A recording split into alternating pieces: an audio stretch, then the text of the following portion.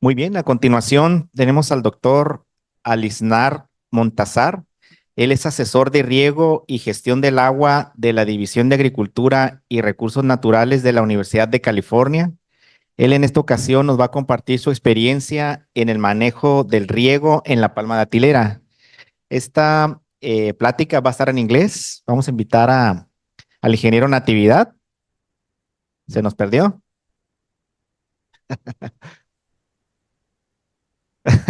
Tráigaselo del sombrero.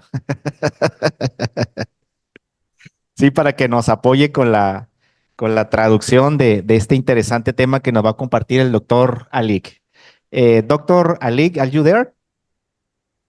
Yes, I am here. Okay. Um, So can you hear me? yes. We are ready to hear. Sure. Okay, give me 1 minute, please. Okay. Thank you, Dr. Ricardo, for the invitation, and good afternoon, everyone. I'm very pleased to be here today. But as I think Dr. Ricardo mentioned, I don't have the privilege of speaking Spanish. That's why I rely on Dr. Ricardo's help for translation. So would you like to translate it? Yes, doctor, yes. Okay. Well, Good afternoon. Good afternoon, doctor. My name is Nati Jaime. I want to try to help you. Sure. Okay. I appreciate that. So would you like to translate what I said? Very welcome. Yes. Thank you. Well, I'm irrigation water management in University of California over the last 8 years in South California, working with many crops and different regions, Imperial, Riverside, and San Diego counties. Working, as I mentioned, many crops, but two interesting crops I'm working are date palm and avocados. Durante los últimos 8 años, el doctor ha trabajado en diferentes productos, haciendo investigación sobre el manejo de agua, especialmente en palma de atilera y aguacate. Go ahead. But today I would like to talk about irrigation management of date palms. Go ahead. Well, as Mexico or date palm growers in California use different irrigation practices for date palm. Hoy vamos a hablar sobre el manejo del sistema de riego en palma de atilera, dado la cercanía que tenemos de California con México, que prácticamente son el mismo clima. Some of our growers still use a flood irrigation. Our survey shows about 30% of our growers still use flood irrigation, but the majority use micro irrigation, drip and micro sprinkler for date palm. Bueno, aquí como podemos ver es el porcentaje de los sistemas que están utilizando en el Valle de Coachella. El sistema de riego por inundación o rodado, como decimos nosotros, es el 30%. Los microirrigación o el microaspersor no tiene ahí el porcentaje. Y el otro sistema viene siendo por goteo, que ese es el Integrate Drip Float Irrigation, es el otro sistema que se utiliza. El que más domina actualmente es el de microirrigación o de microaspersores. Well, I think you translate this, but the growers who use drip irrigation, they also integrate drip and flood irrigation, which means a couple of times per season, they also flood irrigate their date palms, which we also recommend this, and I will talk more about integrated drip and flood irrigation, because it's important. If we do flood irrigation, how many flood irrigation events during the season, and when is the best time for it? Algunos de los productores están utilizando una combinación de los microirrigación y al mismo tiempo usando riegos rodados o riegos de inundación. But when it comes to irrigation scheduling, which is very important for our growers use different methods for irrigation scheduling. The majority is still they go with calendar and plant observation, which is very traditional methods for irrigating date palm. Algunos de los métodos que utilizan para el método para determinar cuándo es el riego, prácticamente utilizan la mayoría de ellos el método de calendario.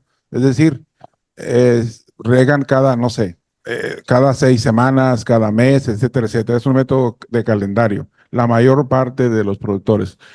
Un 75% riega de acuerdo a la observación, cómo ven el suelo, cómo se mira el suelo. Ellos utilizan ese método. Y el siguiente es el 25% utiliza los sensores de humedad. Y hay otro método que es el de evapotranspiración. Well, I think you mentioned some of that, but this survey is our survey in 2020, which I think the data might change over time during the last 5 years. But it shows soil moisture sensors and weather station or CIMIS station or ET data.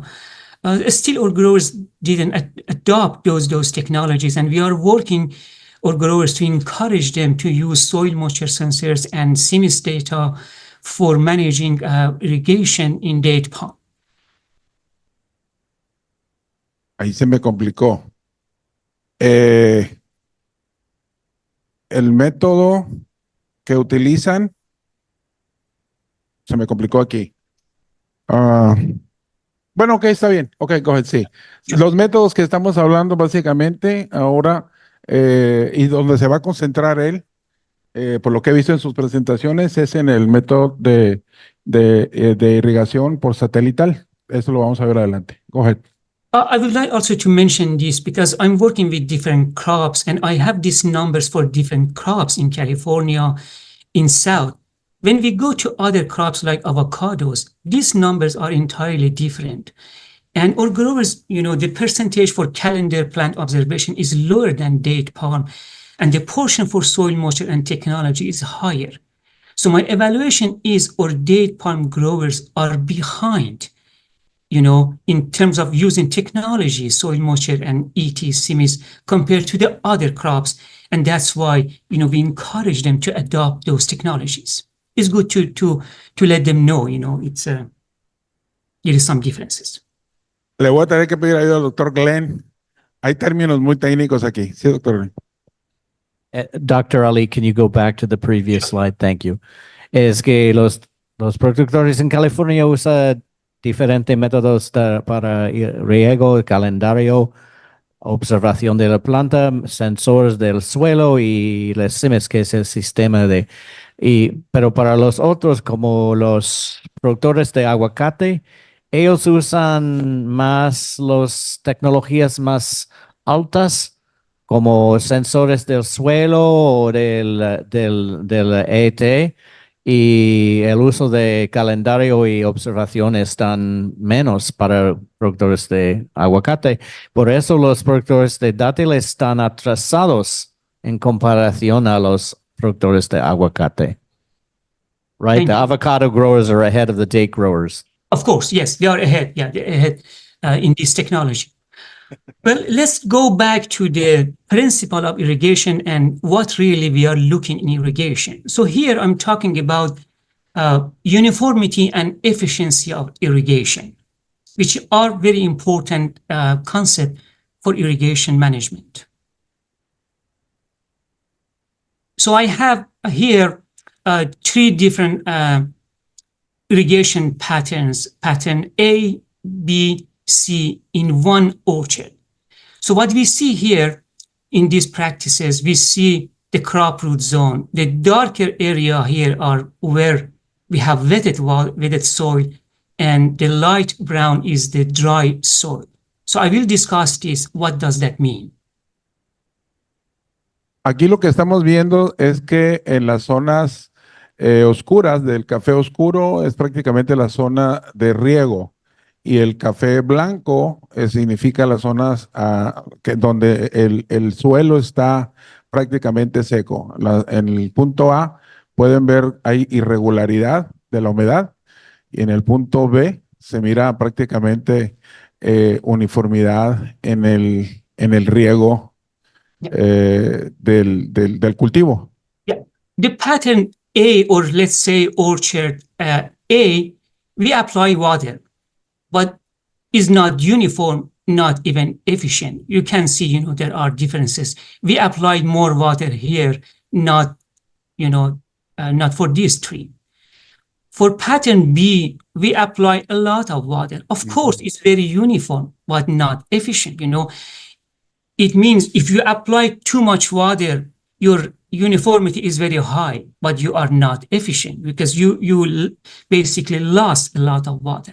And the pattern C, we applied very uniform and efficient. And this is the main objective and the target for irrigation. This is the ideal irrigation management. But the problem is we cannot get there. There is no way. We need to use a lot of tools and technology to get there. And even with those technology, we might not go there. But that's the objective. We usually in irrigation management, we are doing something between pattern A and B. And we use the technology to go to pattern C. Como podemos ver en el dibujo número A, el sistema de riego es muy irregular y no es eficiente.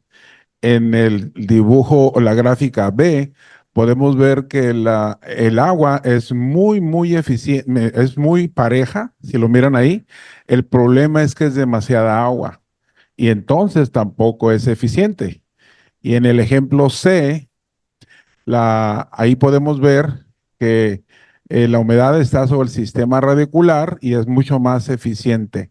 Lo que pasa es que en este método se requiere mucha tecnología para poder llegar a este punto del manejo del agua. Arriba, deficiente; abajo, más que suficiente y exceso; y en el tercer lugar, es eficiente, pero se requiere de tecnología. So how we distribute water in one orchard or date palm is very important. If we have different water distribution uniformity, what does that mean? And what will happen in our field? So here I have two date palm 1 on the top, date palm 2 on the bottom. And they have different distribution uniformity, 70% and 90%. And I will go through what really it happens in these two fields with these differences. Aquí estamos viendo una distribución o la uniformidad de la distribución del agua. En el ejemplo de arriba, se utiliza el 70% de humedad. En el ejemplo de abajo, el 90% de humedad. Si pueden ver, en el cuadro de arriba está dividido y está manejando 70, 86, 1.16, 1.42. Y acá en el cuadro de abajo está aplicando más agua y como ven, el número de pulgadas, está midiendo en pulgadas, está usando más agua, 90% de la distribución del agua. So each date palm has 4 blocks, block 1, 2, 3, 4, the same here. And we wanted in 1 week apply 1 inches in these blocks. But let's see what happened. So the numbers we see here, it shows the amount of water we apply in each block. Instead of 1 inch, we applied 0.7 inches here. Here, 1.42 inches, and different amount here. What, distribution uniformity means is exactly this. We cannot distribute water uniform in different blocks. And when the distribution uniformity is very low, you see the difference between these numbers goes higher. Sí, como decía yo, entonces allí pueden ver lo que se trataba de aplicar es una pulgada, para que usemos de ejemplo. Y en el cuadro de la izquierda arriba se aplica 0.70 de pulgada y en el de la derecha de abajo 1.42. Y en los otros igual, ¿no? Casi una pulgada en el cuadro inferior a la izquierda y hasta 1.12 en el cuadro de abajo. Entonces ahí hicieron el experimento de la distribución de esa pulgada de agua como ejemplo. And the distribution uniformity makes a big, huge difference, the amount of water we waste or efficiency. If you look at here, 90% water distribution uniformity and 70%, the application rate are the same. We wanted to apply in season 50 inches. We apply in 90% distribution uniformity, 55 inches. The other 71, the hours of a running system is, there is a huge difference. Just 800 hours we run the system here, more than 1,000 hours run here. So huge difference. So basically that's the meaning, that's why we recommend you always do a better job with your distribution uniformity. You check your system and evaluate it and make sure, your distribution uniformity is high enough to make sure you don't waste your water. Aquí lo que entiendo, me va a corregir el doctor Klein, es que cuando se aplica un porcentaje de 90% de agua, distribución, la distribución, University Distribution, pero se corren a 794 horas, that's a time, right? 794, 800 hours. Si se corren casi 800 horas con 90% de distribución del agua, tenemos un uso de 56.6 pulgadas aplicadas through the year, durante el año. Y aunque se aplique menos agua, acá en este cuadro de abajo, 70%, ¿sí? Y se aplican más de 1,000 horas, al final de cuentas, aunque sea el 70% del agua, pero se aplican muchas más horas, vemos que se aplican durante el ciclo 71 pulgadas. Es decir, es más eficiente, por lo que entiendo, usar el 90%, pero por menos tiempo. And this is real, what you see really in the book, you say drip irrigation has uniformity of 90% or 92% or something. They are on the book, what we see in the field is different. I just did this evaluation last week in Coachella Valley in one date pond. We got, we come up with this conclusion. So the water distribution uniformity among 25 trees was just 75%. Not 90%. This is real. What is happening, and there are a lot of causes for that low distribution uniformity. So please evaluate your system. Don't go with the book and don't rely what you see on the books.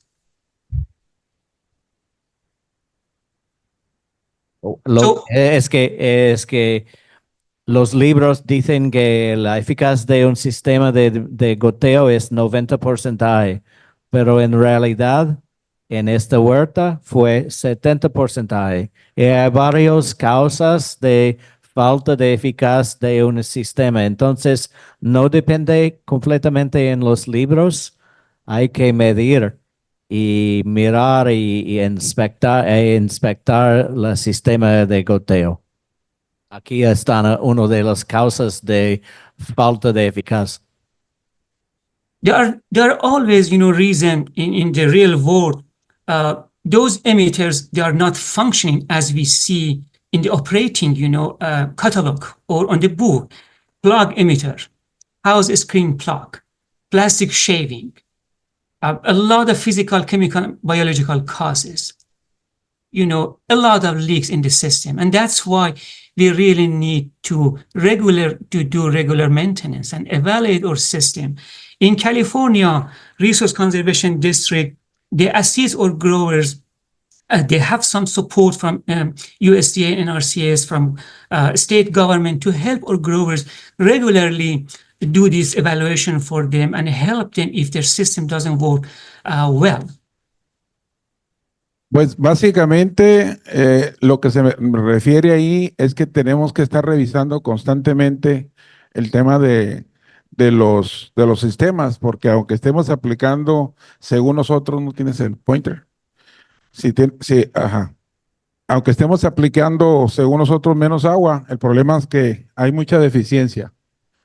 Entonces, aquí vemos unas causas de por qué un sistema de riego, aunque sea tecnificado, no nos está siendo eficiente porque tenemos goteros que se están tapados, líneas que no están funcionando bien. Entonces es importante que revisemos nuestro sistema de riego. Yeah, in California, we recommend to our growers every 5 years they do this test, evaluation test for the irrigation efficiency and uniformity, which is very useful. Every 5 years we recommend it. Ellos recomiendan que revisen el sistema por lo menos cada 5 años para saber si no tienen estas condiciones, que se estén tapando goteros, líneas o llaves. So let's go back to irrigation scheduling, which is very important for irrigation management. When we talk about effective irrigation scheduling, we need some knowledge for this. First of all, we need soil water holding capacity. We need to know which soil we are dealing in our orchard. We have sandy loam soil or silty clay, because there is a big difference how we deal with this different soil. If we have sandy loam, yeah, please go ahead. Ok. El depletion es lo que va perdiendo el agua. ¿Verdad? Ok. En esta, no le entiendo exactamente, pero para hacer un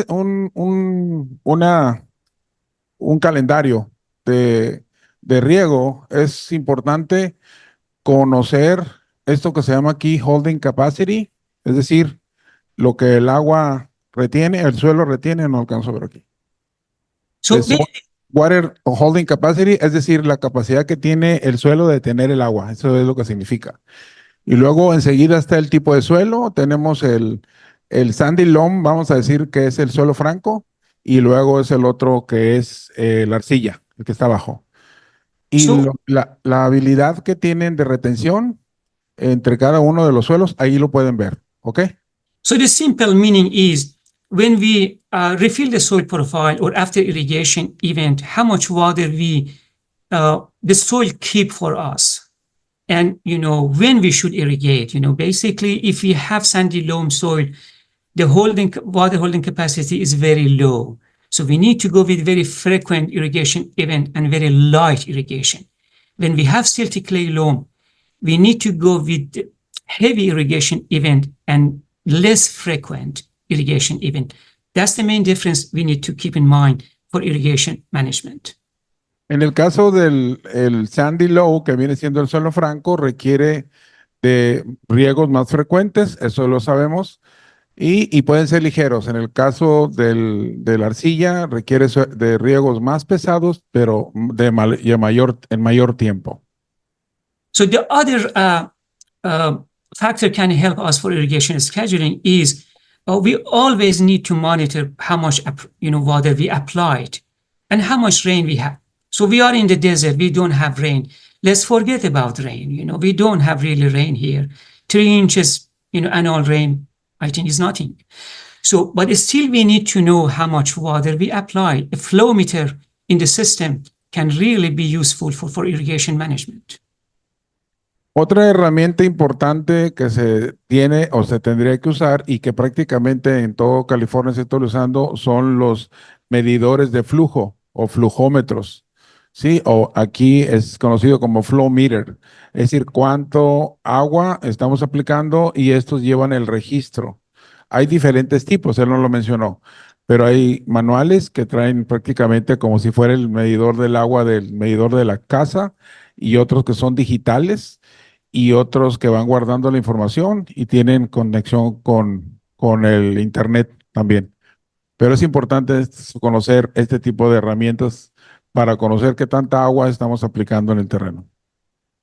But 2 other tools we really need or information we need is we really need to know how much water our crop needs. Date palm, how much water date palm needs. And what soil water content we have in our soil in different time. So these are also very important knowledge we need. And from here, I will focus on these 2 parameters. Ok, otros elementos que debemos de considerar para nuestro programa de riego es considerar la evotranspiración. Es decir, lo que se evapora simplemente por el sol y la transpiración de las plantas. Son dos efectos. Y el otro es el contenido de agua en el suelo o el porcentaje de agua que hay, de humedad que hay en el suelo. So let me call evapotranspiration from here ET to make it easy. But the question always is, what factors determine water use of my date palm? And these are the factors, affect your date palm water needs. The weather condition, solar radiation, temperature, wind, humidity, tree size, how old are the trees? Tree management, or basically, I mean with the management, canopy measurement, the pruning you are doing, how heavy pruning you are doing and when you are doing that, which cover crop you have in your field. You have weeds, you have cover crop, other vegetation, which soil type you have, and of course your irrigation system. If you have flood irrigation or drip irrigation, your evapotranspiration is different. And the irrigation frequency, you go with 2 weeks irrigation events or every other day irrigation events. They are the factors determine the crop water use of your date palm. Muy bien, otros factores que determinen el uso o cuánta agua voy a poner para la palma es el tiempo, la radiación solar, la temperatura, el viento, la humedad. También el tamaño del árbol o de la palma, el manejo de la poda de la palma y si se tiene un cultivo de cobertura o de cobertera. En algunos casos se pone alrededor de la palma o se pone en medio del surco los cultivos de cobertura, que aquí no se usan, pero son importantes. Obviamente el tipo de suelo, el sistema de riego que tenemos y la frecuencia con que estamos regando. Todo eso tiene que ver y hay que determinarlos para saber cuánta agua está usando el árbol. What I forgot here about soil type, if you have, for example, sandy soil, so it, you lose water very fast. If you have heavy soil, you have a stand water for a couple of, days. If you have salty soil or you have, sodic soil, so it means your crop water use is different. So we need to consider all those factors. Un factor importante, obviamente lo está mencionando, es el tipo del suelo y las condiciones del tipo de suelo. Si es un suelo arenoso, si es un suelo franco, si es un suelo pesado. But the most important components of water use or irrigation water needs is ET or evapotranspiration. So here in California, we have CIMIS. I know in Mexico, we also have a couple of CIMIS stations, which gives us the weather data and specifically ETO, which is grass ET or grass evapotranspiration needs. It comes from the CIMIS station or weather station that we have. And I think you also have in Mexicali. Aquí se nos va a complicar, Doc. A ver. Este es el método de evapotranspiración, de determinar la evapotranspiración. Y en California está las estaciones, una red de estaciones donde se están midiendo la evapotranspiración, la eficiencia, el KC, que es la eficiencia del cultivo, y unas referencias de evapotranspiración. Yeah. ¿Perdón? The ETO, my point is not here to remember this equation. Just I wanted to mention, when it comes to ET, we need to make sure, we understand what we have here. The ETO is for grass, very well irrigated grass comes from the weather station. But we don't have grass, we are talking about date palm here. So it means we need to convert grass ET to or crop ET or date palm. That's why we need crop coefficient, which is individual for all crops, and here for our date palm. That's the take-home message here. A ver, Doc. El ETO es una referencia de huésped y cada estación de CIMIS tiene su propio huésped para un estándar, pero no tenemos huésped, tenemos dátiles y hay que convertir el ET del huésped al dátil. Eso usa el coeficiente del cultivo. Exactly. I like the cultivation. My understanding was cultivation you mentioned. This KC, there are many factors impact the KC values. Your practices, your irrigation system, your soil type and condition. So everything goes, your pruning, everything goes here. And, it converts the grass ET to your crop. That's why it's very important, numbers here. Lo importante de lo que está mencionando, básicamente, y lo dijo hace un momento, no es que apliquemos esta fórmula, es que sepamos que existe un método científico para poder determinar la evapotranspiración. ¿Ok? Y voy a mencionar el CIMS. Ahí significa California Irrigation Management Information System. Es el sistema de monitoreo de riego y de manejo de agua de California. Ese de CEMIS, que vienen siendo las estaciones, para que conozcamos de qué estamos hablando. Es un sistema, una red de monitoreos que hay en todo California. But the good thing is we have several CIMIS stations in the desert region. I think, Mexicali, we have the same climate. So our ETO data doesn't change that much. I think even you can use the ETO data from Meadowland in Holtfield because it's very, we have flat area. We are not in San Diego with very, different topography, geography. So we are very flat area. I think you also can use our data from these stations here. Básicamente. Es que hay una estación en Holtville y el clima y todo está muy semejante en Holtville que aquí. Entonces, ustedes pueden usar los datos de Holtville si no tiene algo de Mexicali directamente. Thank you.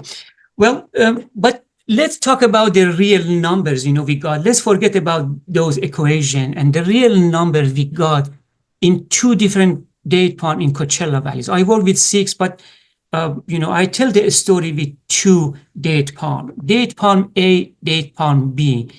We started 2019. We continued the last 5 years. 1 Mejul date palm, 1 Deglet Nur.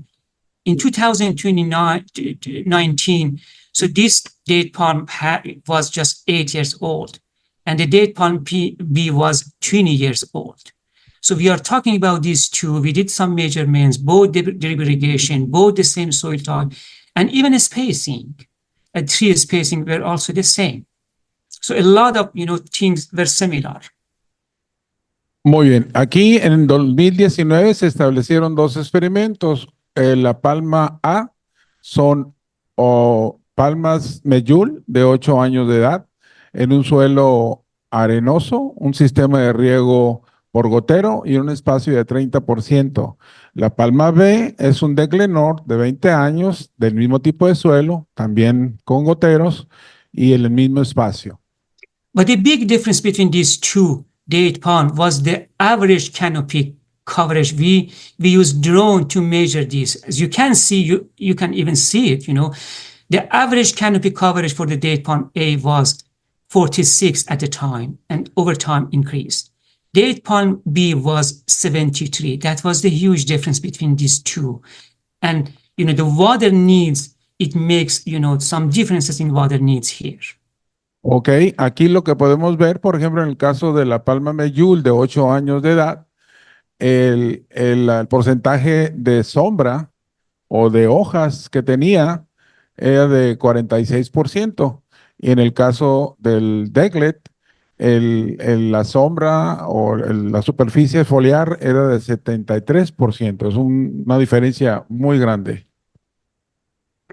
So here is, I have 5-year data here to discuss. You obviously see from 2019 to 2023, 5 years data. This is a daily ET data. You see a lot of differences over time. Even in different year, we see difference, the ET, for date palm, the same date palm. So over time changes. During summertime, we see a lot, a high evapotranspiration during winter time, and fall, very low amount. Aquí vemos durante 1, 2, 3, 4, 5 años la diferencia y la cantidad de la evapotranspiración. Ahí podemos ver que en el 2019 tuvo 39.2 pulgadas de evapotranspiración. En el 2020, 45.5, el 2021, 43, el 2022, 40, el 2023, 42.5. Eso es lo que se obtuvo de promedio. So please, Mililitros. yeah, O milímetros. they are inches. Okay. Yeah, sorry, I know you are using different units, but they are inches. Okay. But I also need to Okay. mention, here, the date palm A here, we work with different date palm, but this one had the lowest amount of water needs. And my date palm B, the next slide has the highest date palm, water needs in Coachella Valley. So these two numbers are very important. Your date palm water needs is something between these two date palm. I think it is important to know that. Let's see what the next one is. Okay. Yes, let's go to the next. Okay. So this is the date palm B.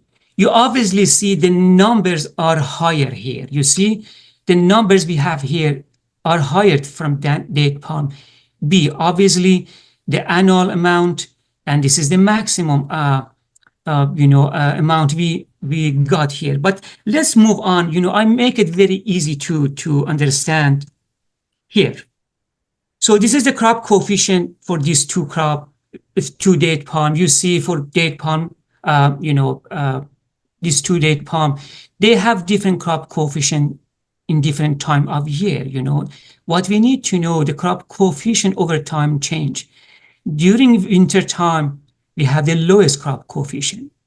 During April, May, June, and July, we have the highest, and then start declining over time.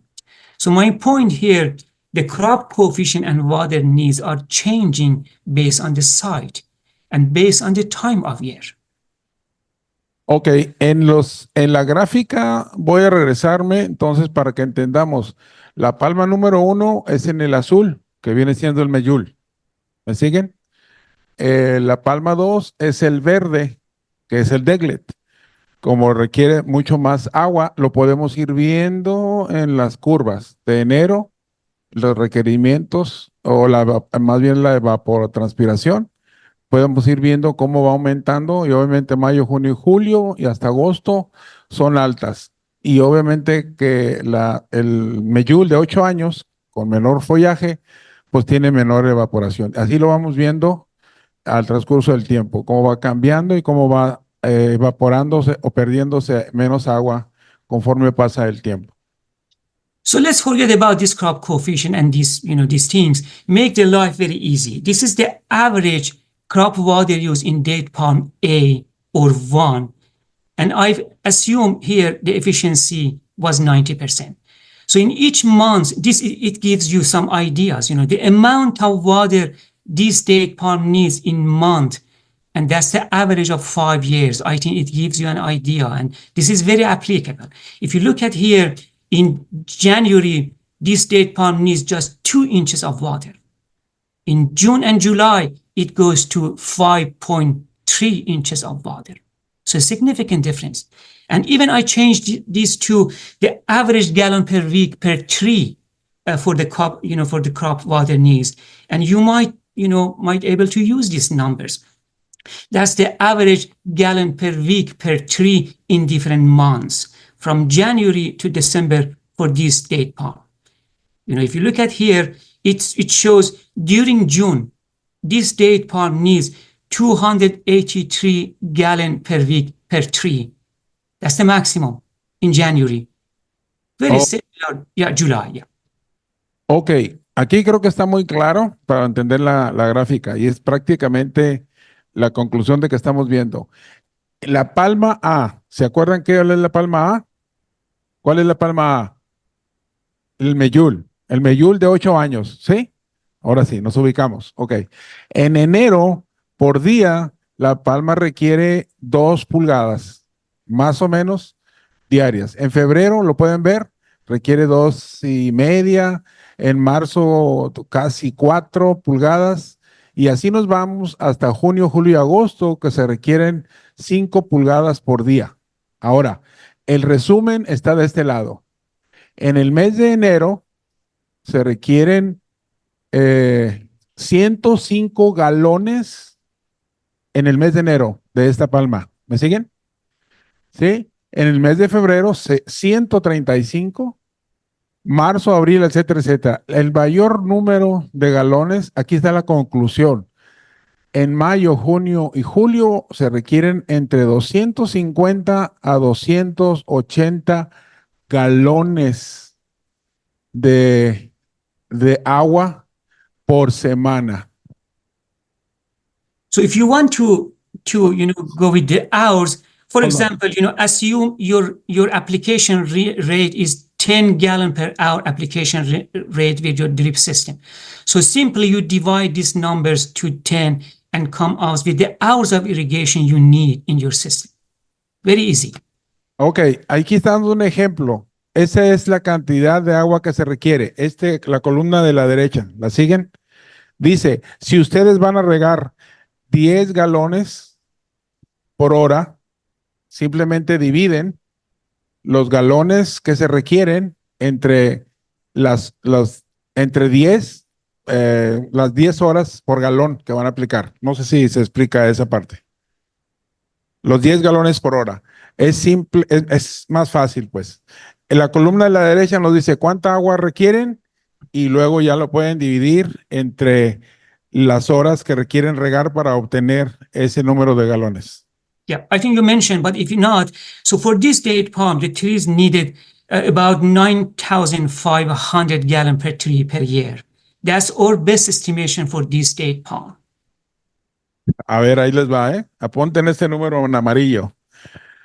Se requieren 9,500 galones de agua por año por árbol.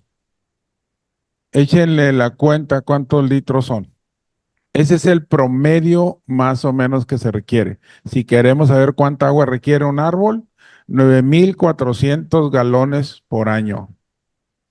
So I did the same for this date palm B. You obviously see the numbers are larger than that. And just to mention, you see the months, they are different. And also the difference of the annual per year, about 12,500 gallon per tree. So that's the range, I think if you have mature date palm, you should expect differences. But our data shows anywhere from 9,500 gallon to 12,500 gallon per tree. They are, something you need to keep in mind about water use. Muy bien, en el ejemplo B, ¿se acuerdan cuál era la palma B? ¿Se acuerdan? Era un degle de 20 años de edad, ¿sí? En el mismo suelo, una superficie foliar mucho mayor.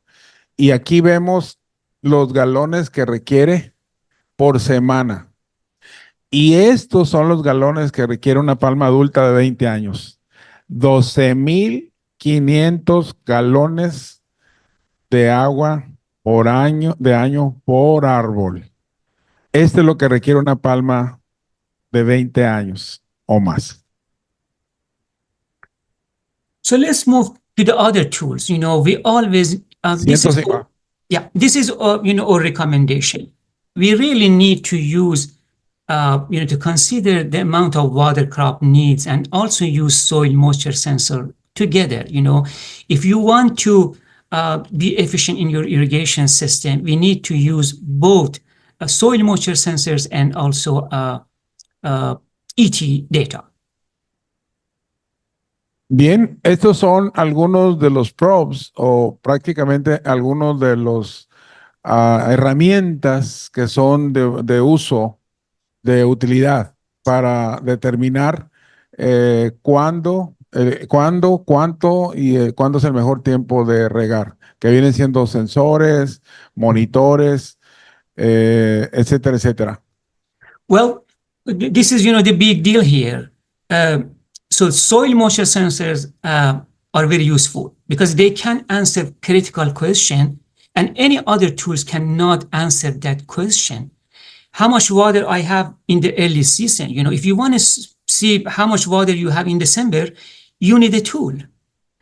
If you want to know when is the right time for your first irrigation and each irrigation event, if you want to see your soil profile is full, or you want to make sure the length of irrigation time, which is the best time, and if you want to see really you need to do some changes, you need soil moisture sensors because it can answer all those questions to you.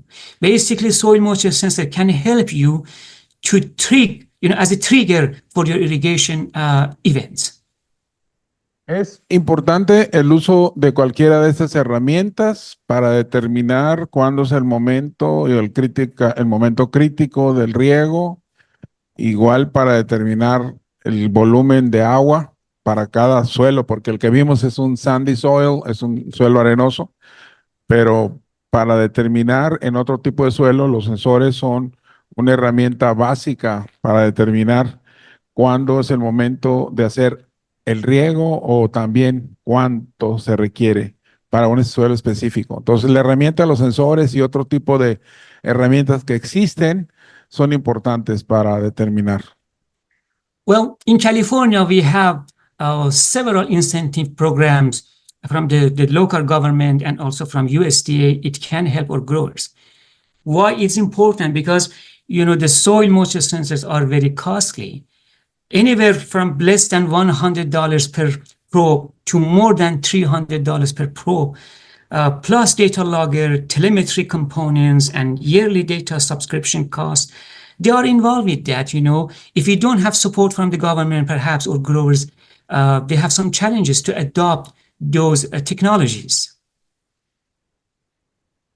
¿Existe un programa en California, doctor, de lo que está diciendo, de incentivos para el uso de estos sensores? Ok.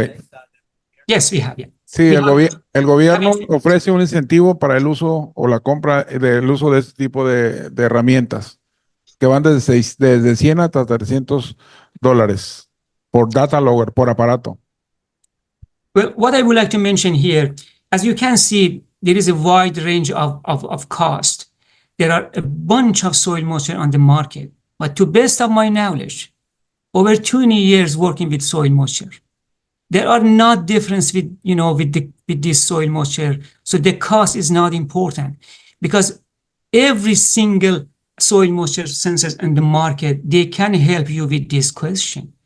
So you don't need very expensive soil moisture sensors. You need to make sure you install them well, you maintain them well, and you interpret them well. They are very important. Pues el costo de los sensores en realidad no es tan importante como saber la información que se requiere. Entonces, es importante tener este tipo de dispositivos. Well, this is, I will be fast from here, just recommendation about date palm and soil moisture sensors. This is the recommendation, over the last 5 years we come up with. What we need to do with the date palm.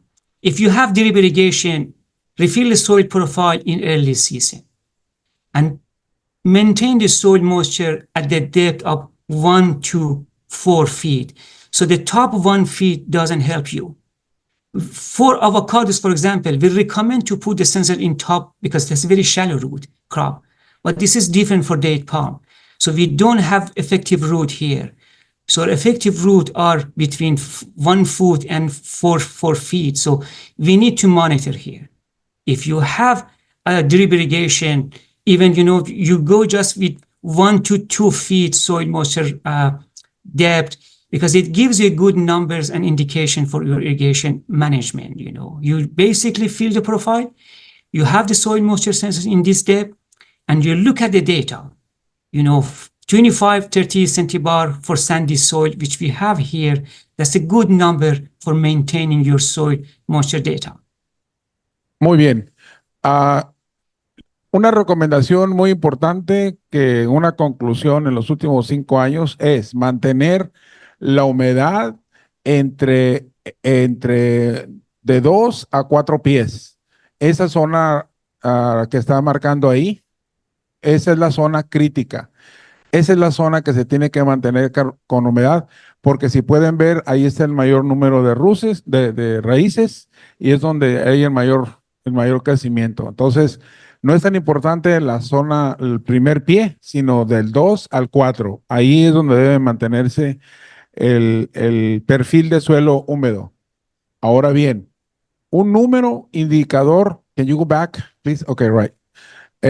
Un número importante si usan sensores de humedad o tensiómetros o los hydrometers, es mantener esa zona entre 25 y 30 centibares para un suelo arenoso. Esa es la recomendación. Mantener el suelo en 25 o 30 centibares significa mantener el suelo en capacidad de campo. Well, here I have just 2 examples for one heavy soil, silty clay soil, and one sandy soil. The top one, the grower had flood irrigation. The bottom one had drip irrigation. So on the top one, we also have some contribution from a high groundwater table. You can see the grower the entire year had just 7 irrigation events. And never ever the soil moisture decline below this line, which is the threshold. And the same for this soil type. But my point here is, I install many soil moisture sensors in date palm, in Coachella and in Imperial, and I have never seen water stress based on the soil moisture data, which means I came up with this conclusion. Perhaps our growers, they don't do deficit, they are over irrigating, at least based on 12 date palms I work over 4 or 5 years. So they are over irrigating because none of them, they are all the same. They never pass out the threshold. Doc. Oh, you got it? El Palma Day significa que estos productores están regando. Nunca he visto ningún estrés de las palmas cuando está regado por goteo. Y el otro tiene no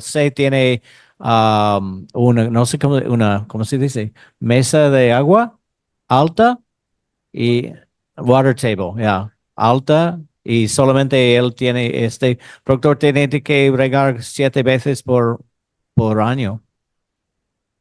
Sí, son 2 ejemplos que dio, ¿verdad? El suelo pesado y suelo liviano. Uno con el water table, que viene siendo el agua que está aquí abajo, ¿cómo le llamamos? El manto freático, sí, muy abajo. Yeah. Y nada más riega 7 veces. Okay, go ahead. Yeah, I would like to jump, fast to make sure. I think I have just one more slides. But here, I just wanted to mention, because always we have concerns about salinity in the desert with this, rain, low rain we have. But our data over the last 5 years shows in 6 date palm, almost none of them, they had salinity issue except one. Just one date palm 3 miles away from the Salton Sea, we see some salt issues because, we are talking about date palm. The threshold for date palm is 10 decimen per meter. So very high tolerant to salinity. And none of those date palms, they are close to this, except one. So I think our growers' concerns about salinity, perhaps they should not have that much concerns with the practices they are doing currently. except the Salton Sea area.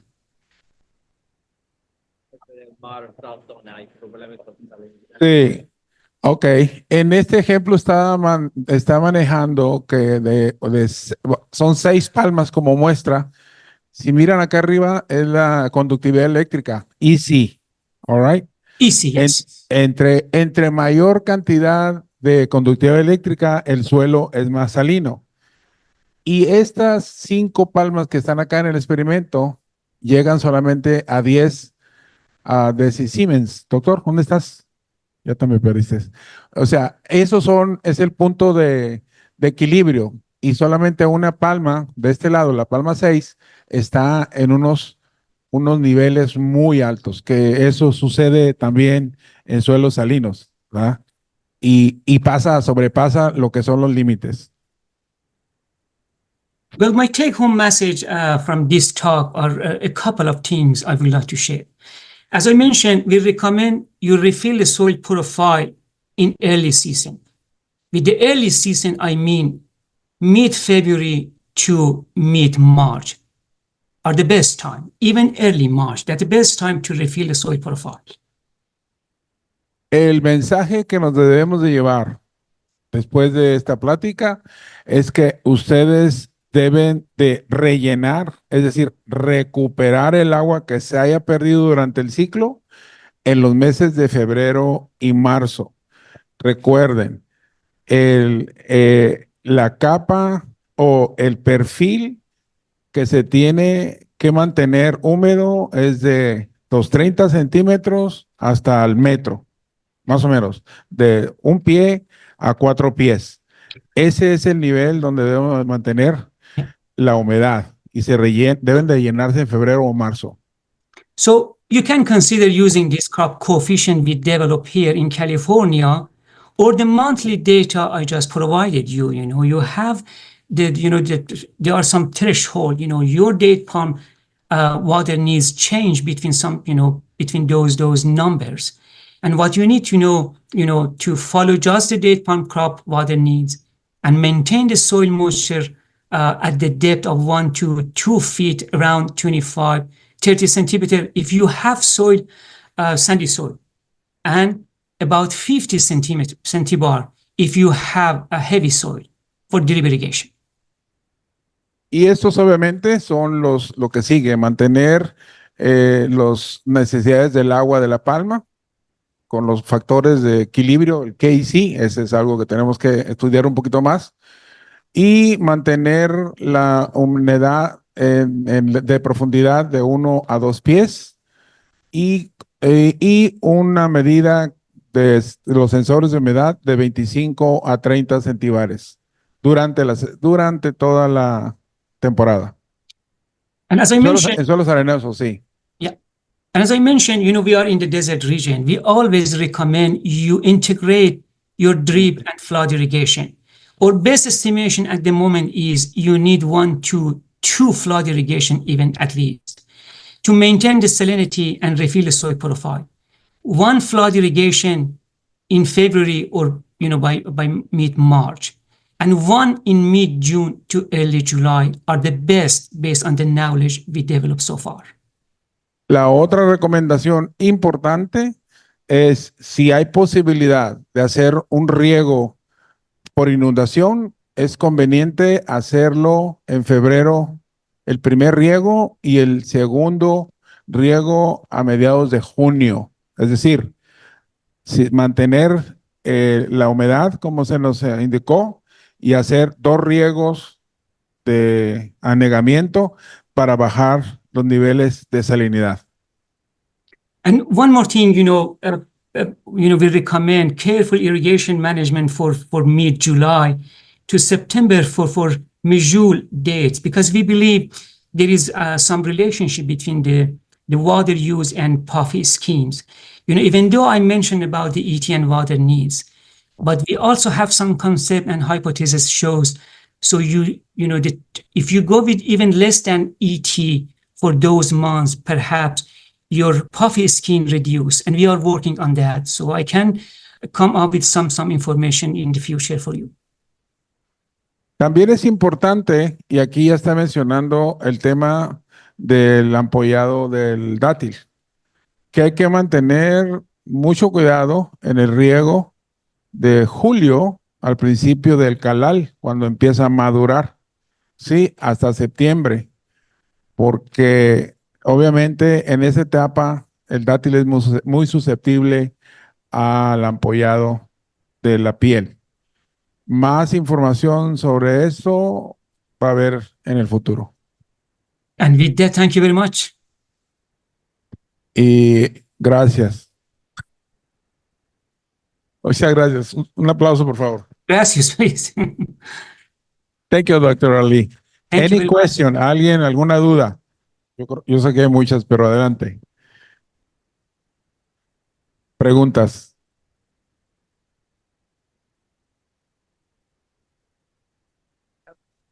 O sea, los sensores están automatizados o hay que estarlos revisando uno.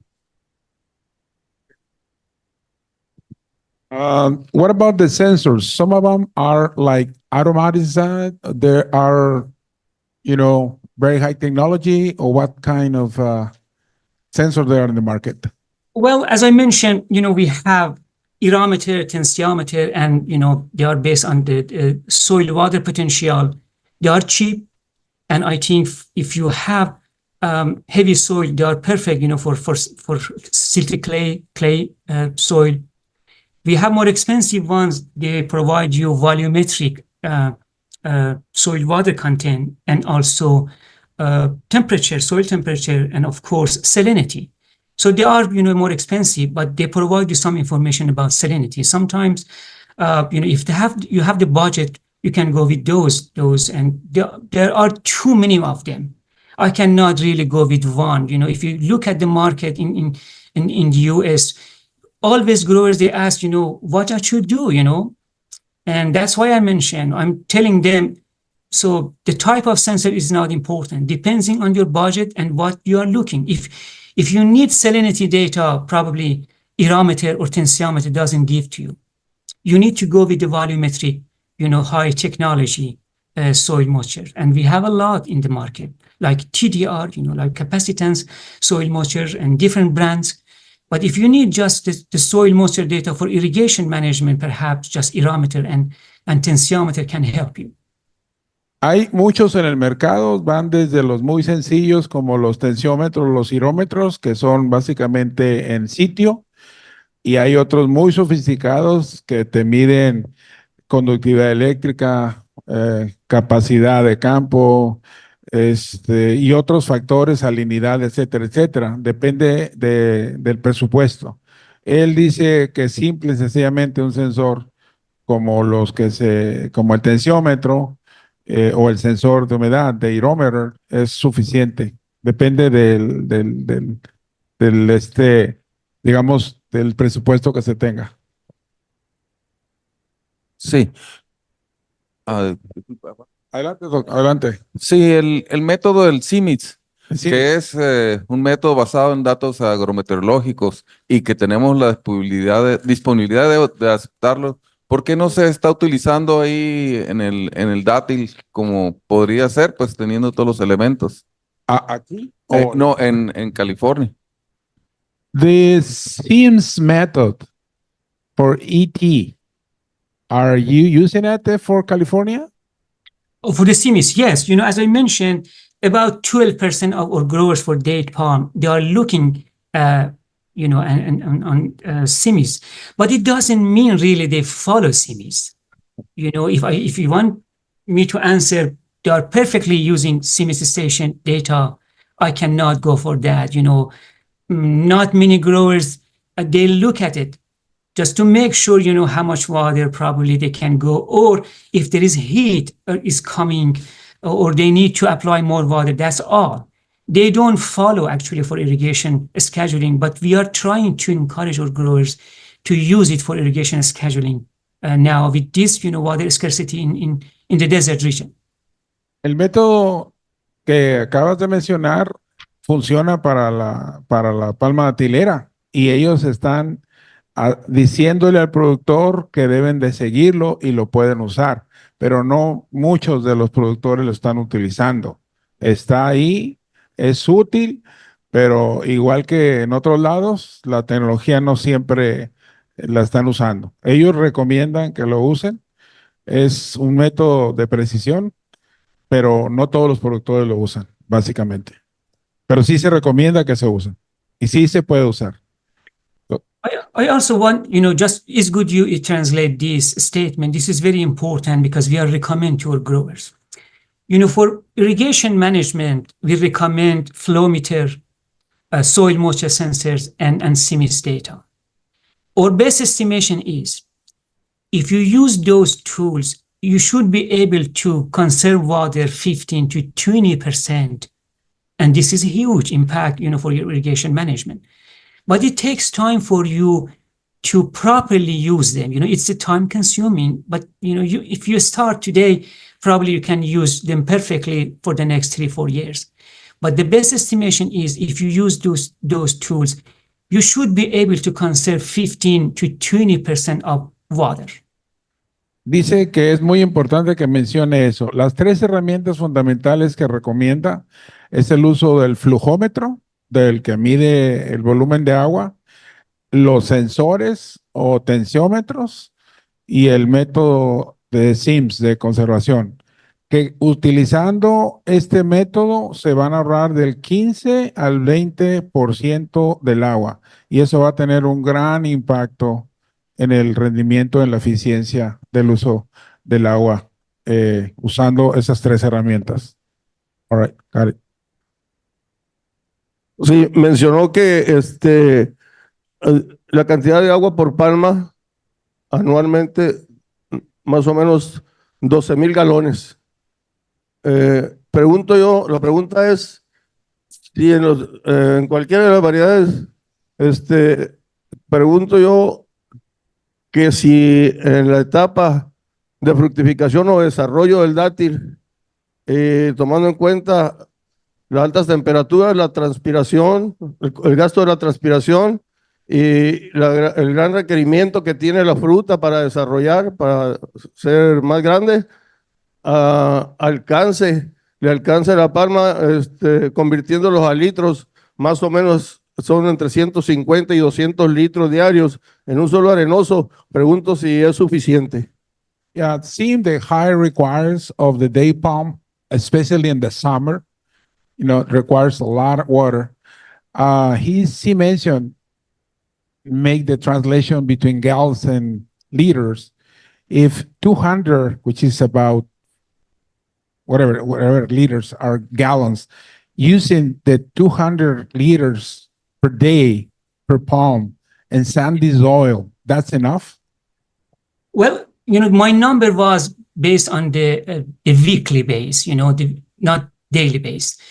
So I believe if you go with 200, yes, because if you have, for example, 250 gallon per week, you multiply 3 something, you come up with 700, and I believe per liter should be fine.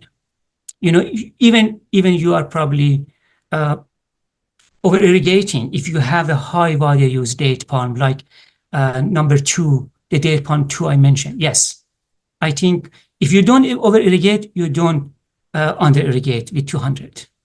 Bueno, lo que él dice que sí, que es suficiente, inclusive en las palmas de alto requerimiento.